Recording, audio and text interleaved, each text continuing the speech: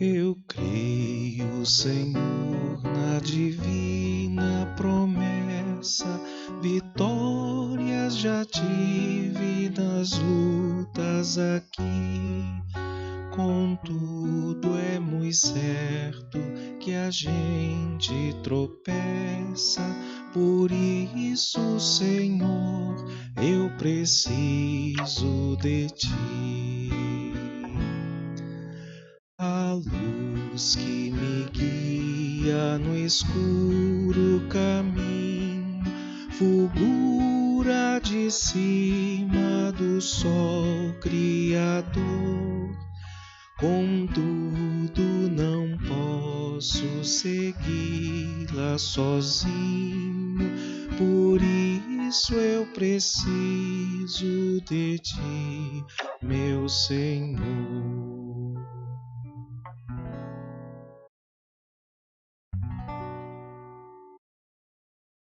Com as duas estrofes deste hino, as duas finais nós cantaremos ao fim desta reunião. Nós damos início à nossa reunião de oração de todos os domingos, por enquanto online apenas, pelo Facebook, pelo YouTube, e por meio dela nós procuramos tanto exercitar esta graça que Deus nos concedeu de exaltar o nome do Senhor por meio da oração, como também aprendermos um pouco a respeito da história desse exercício tão importante e elementar da vida cristã.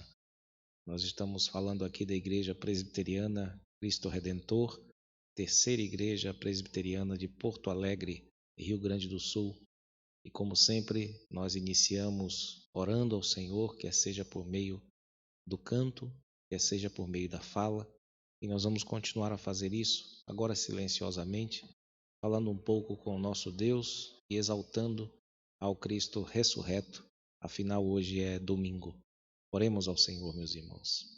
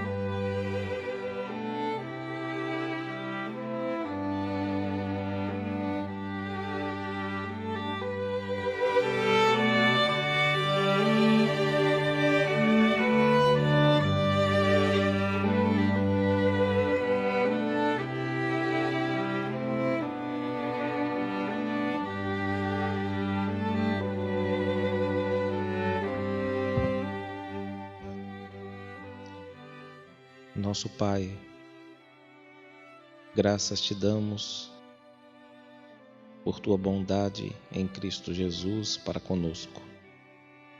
Graças te damos, Senhor, pelo cuidado constante do Senhor às nossas vidas, à vida das nossas famílias, da nossa igreja, da nossa cidade.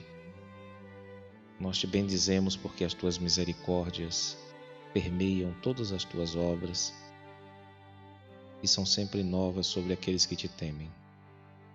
Por isso, Senhor, nós te damos graças, nós te exaltamos e de modo especial te exaltamos pela pessoa de Cristo, pela misericórdia do Senhor demonstrada na pessoa do teu Filho, que nos trouxe a vida e que ressuscitou, Senhor, nos dando o sinal claro de que Ele, como primícia, certamente é o sinal, Senhor, de que nós também ressuscitaremos. E nós te damos graças pelo poder da tua ressurreição, que opera constantemente em nossas vidas, nos fazendo perseverar, nos fazendo buscar a tua face, sempre que ao nosso coração isso ocorre. Suplicamos-te, ó Pai, põe tua mão sobre nossas vidas, sobre os nossos esforços, tanto em orar como também em procurar aprender um pouco mais a respeito deste mandamento teu, Senhor. Pedimos estas bênçãos, agradecidos por tudo em nome de Jesus. Amém. Bem, nós temos falado em nossas mensagens a respeito dos usos do corpo na oração e é chegada a hora de falarmos um pouco a respeito do uso dos olhos, não é? Existem pessoas que oram com os olhos abertos, outras oram com os olhos fechados. E nós começamos a falar a respeito disso na semana passada, a partir de dois textos. Um do Salmo 123, aquele dos olhos dos servos ficavam sobre a mão dos seus senhores e das servas sobre a mão da sua senhora. Falamos um pouco também a respeito dos olhos do entendimento, sobre os quais Paulo fala aos Efésios na abertura da sua carta. E nós falamos disso como pontos de partida que os antigos tomaram para o movimento de orar com os olhos fechados, já que era necessário haver uma certa concentração no coração. Esse tema foi retomado por Agostinho, não exatamente o ato de fechar ou abrir os olhos na oração, mas a ideia da jornada interior do homem como sendo um assunto fundamentalmente do seu coração, e o coração como sendo uma espécie de oratório, um lugar ideal para você se encontrar com Deus, um lugar, digamos assim, isolado de qualquer tipo de perturbação, qualquer tipo de distração. E isso lançou uma espécie de base sobre muito da piedade medieval neste assunto sobre o qual tratamos aqui. E assim foi durante séculos, até que no século XVI, esses temas da interioridade foram retomados, e eu gostaria de citar 3 pesos pesados da época que falaram a respeito disso.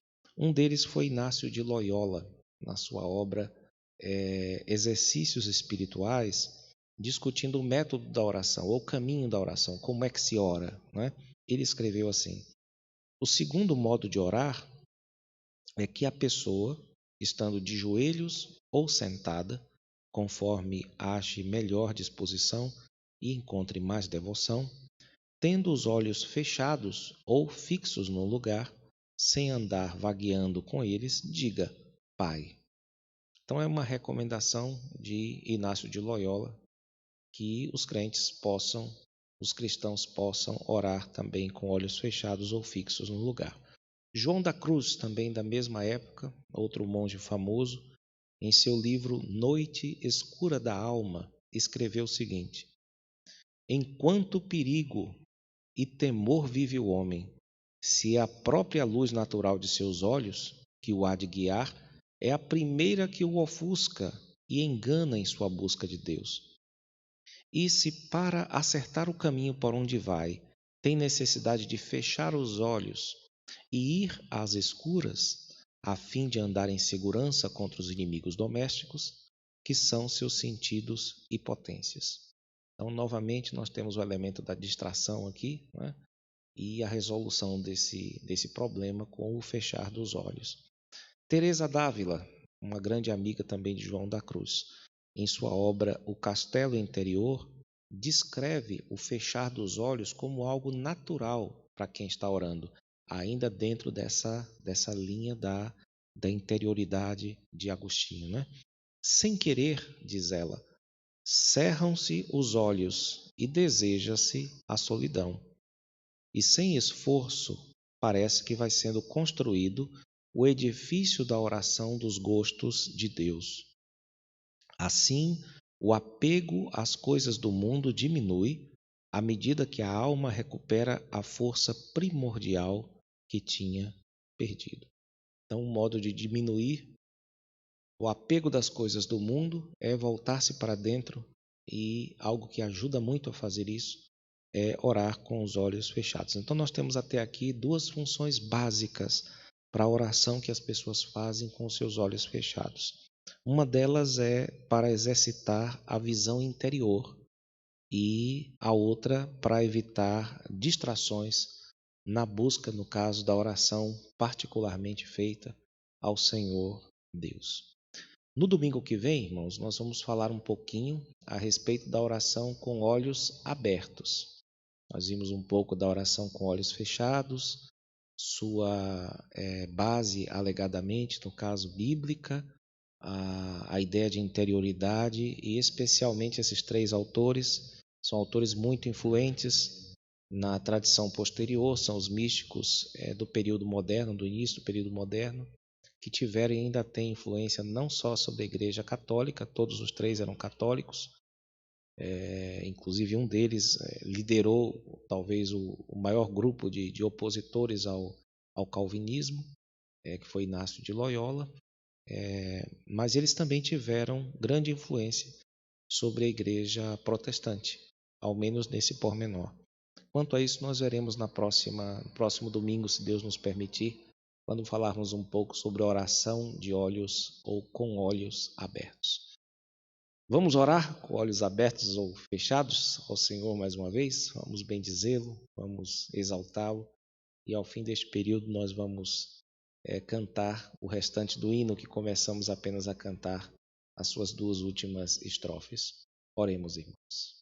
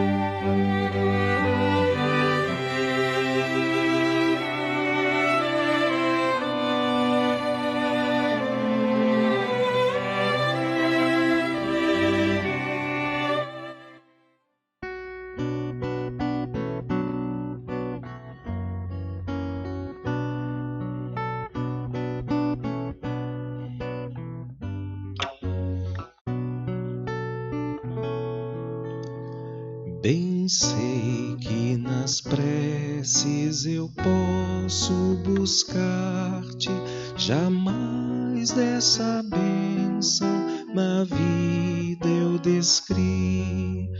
Contudo é possível que dela me afaste, por isso, Senhor, eu preciso de ti.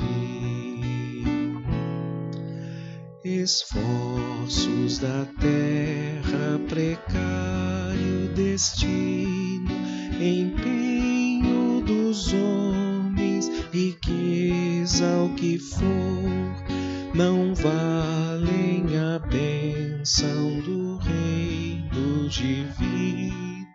Por isso eu preciso de ti, meu Senhor.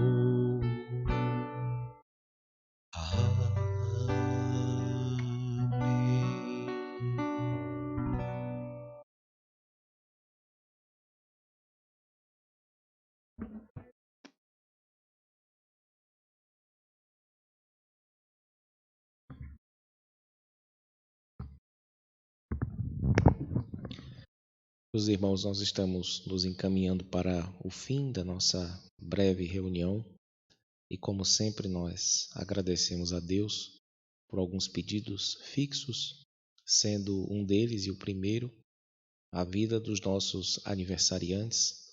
Esta semana nós tivemos 2 irmãos que aniversariaram, ambos no dia 11. O nosso irmão Márcio de Paula, nosso diácono, hoje morando no exterior, e também a nossa irmã Maria Noronha, fizeram aniversário ambos ontem, e anteontem, nós agradecemos a Deus por suas vidas. Vamos orar também pelos demais pedidos que têm sido sempre lembrados aqui, alguns deles ligados, outros não, à pandemia. Vamos invocar o nome do Senhor mais esta vez, meus irmãos. Bendito Deus e Pai de nosso Senhor. Ó Deus, nós te agradecemos pela honra que foi este tempo que passamos invocando o teu nome, lendo e ouvindo a tua palavra, entoando orações cantadas a ti e também meditando um pouco a respeito de assuntos ligados à nossa vida de oração.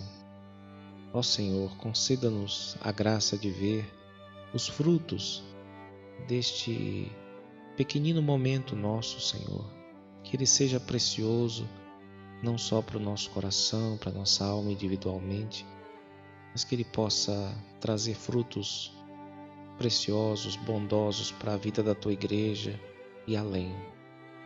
Rogamos-te, Senhor, para que tu tomes em tuas mãos a vida daqueles que aniversariaram.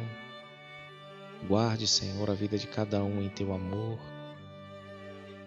Dá, Senhor, sempre que esses irmãos reconheçam em seu coração e na presença do teu povo, de fato tu és o doador da vida e que eles devem tudo o que têm à tua bondosa mão. Entregamos nas tuas mãos as nossas autoridades, tanto as autoridades médicas como as civis. Rogamos a ti para que a tua bênção repouse sobre ela, sobre os nossos governantes, sobre aqueles que cuidam da nossa segurança. Tome em tuas mãos, Senhor, de modo especialíssimo aqueles que são teus servos, que estão nessa luta. Continue a protegê-los, continue a dar a eles graça de cuidarem desses serviços tão importantes para a população. Rogamos-te também pelos teus obreiros, Senhor, pelos pastores, presbíteros, pelos diáconos, pelos missionários, pelos que exercem autoridade nas sociedades. Tem misericórdia, Senhor. Continue a dar aos teus servos graça, temor a ti e apego ao teu povo, à tua igreja. Entregamos nas tuas mãos a vida dos enlutados, os que estão tristes pelas perdas que sofreram. Ó Deus, enche o coração dessas pessoas de paz, de alegria, de tranquilidade, de fé, Senhor. Toma em tuas mãos aqueles que estão tristes, estão abatidos, estão desanimados. Toma em tuas mãos aqueles que estão impacientes com a sua própria situação. Ó Deus, toma em tuas mãos os comerciantes e os empresários com suas lutas. Conceda-lhes a graça da recuperação, a graça de confiarem em ti, a fim de que eles possam voltar para a luta de sempre e recuperarem aquilo que perderam. Pedimos, Senhor, também pela vida dos irmãos que agora, não apenas na nossa igreja, mas em tantas outras, irão instruir outros, Senhor. Dá-lhes capacidade, dá-lhes inteligência. Dá também capacidade e inteligência na recepção dos conteúdos por parte do teu povo. Abençoe, Senhor, os pais na sua tarefa educadora, os professores, os mestres. Que a tua graça repouse sobre a vida de cada um de nós e continue a conduzir as nossas vidas. E que, embora estejamos limitados, que a tua palavra, Senhor, permaneça solta, livre e atuando nos corações como um vento livre, Senhor. Pedimos a tua bênção sobre nós nesta manhã, durante todo este dia. Fazemos isso em nome de Jesus. Amém. Com esta oração, nossa reunião se encerra. Nós lembramos que em alguns instantes nós teremos as nossas classes de escola dominical. Caso você tenha interesse em participar de uma das nossas classes virtuais, você deve pedir pelas nossas redes sociais um link de acesso. Logo mais às 16 horas nós teremos o nosso primeiro culto presencial do domingo, às 16 horas, e o outro culto E desta vez não será apenas presencial, mas transmitido online a partir das 19 horas. E você é o nosso convidado. Que o Senhor Deus nos abençoe e nos conceda um bom domingo em sua presença. Amém.